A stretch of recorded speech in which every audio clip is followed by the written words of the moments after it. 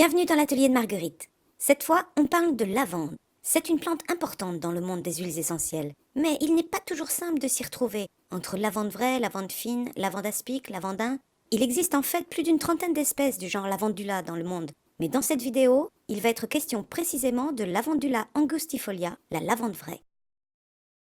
Aujourd'hui, les principaux producteurs de lavande sont la Bulgarie et la France, mais on la produit aussi en moindre quantité en Australie, en Argentine, Angleterre, Hongrie, Japon, Maroc, Italie, Algérie, Inde et Russie.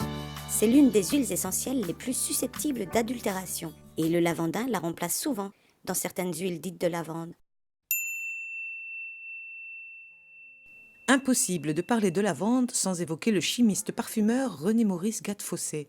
La lavande et sa culture au sens large étaient son monde de prédilection.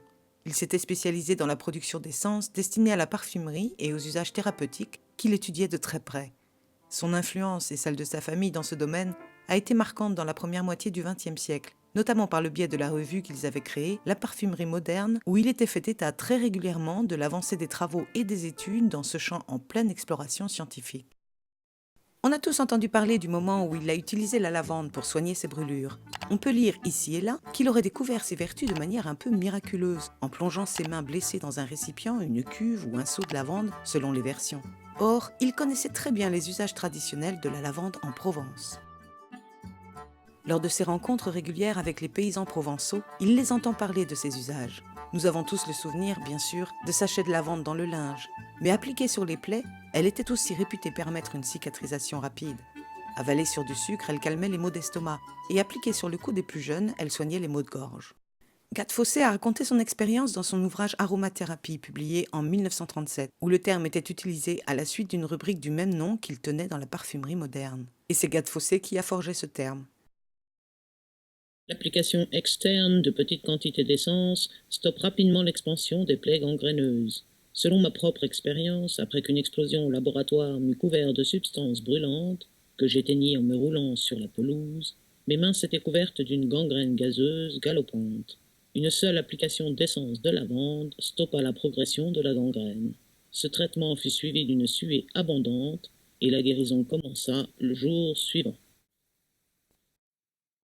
Et voilà comment une certaine sagesse populaire fait son entrée dans la science. Plutôt futé, monsieur Gattefossé.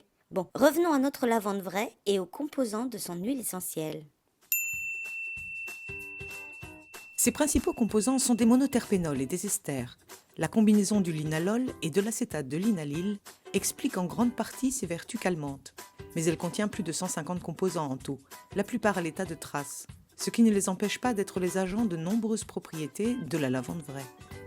Les lavandes produites et distillées en altitude entre 600 et 1500 mètres sont réputées de meilleure qualité.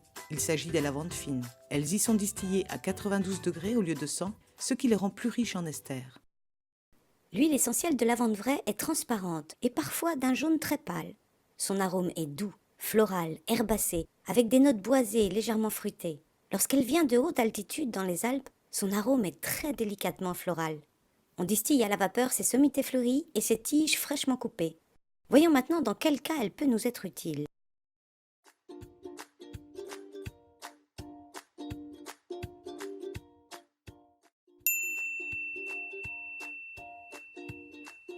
La liste des propriétés qui lui sont attribuées est très longue. Vous retrouverez ces propriétés dans le PDF des 10 huiles essentielles fétiches de Marguerite. Grâce aux esters et aux alcools qu'elle contient, elle permet d'agir sur la nervosité, les maux de tête, l'anxiété et le stress, l'insomnie, l'irritabilité, les sauts d'humeur et la déprime.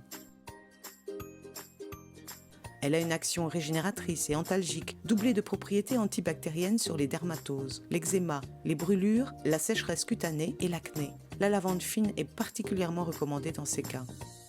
Elle est très indiquée pour favoriser la cicatrisation des plaies, l'apaisement des démangeaisons, sans provoquer d'irritation. Comme la plupart des huiles essentielles riches en esters, elle a des propriétés antispasmodiques utiles lors des règles douloureuses. Elle est également hypotensive et réduit la pression sanguine et les palpitations. D'un point de vue subtil, elle est la mère aimante et protectrice. Elle allège le poids de la tristesse et balaye les nuages de la déprime, comme les soucis qui pèsent sur l'esprit. Elle équilibre et aide à restaurer l'harmonie mentale et émotionnelle.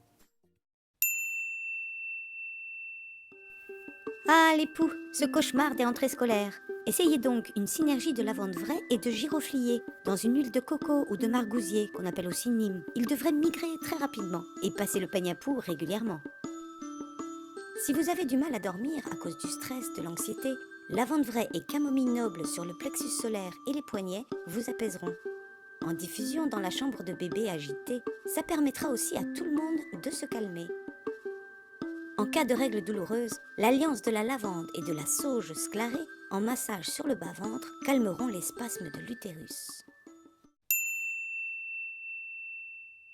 La lavande vraie a de très nombreuses applications.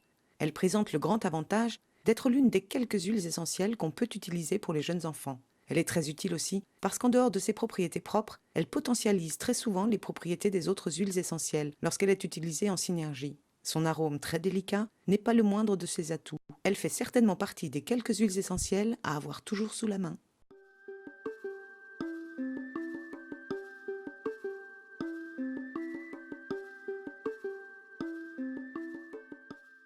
Allez, on se retrouve dans la prochaine vidéo. Et portez-vous bien, c'est bien ça l'essentiel.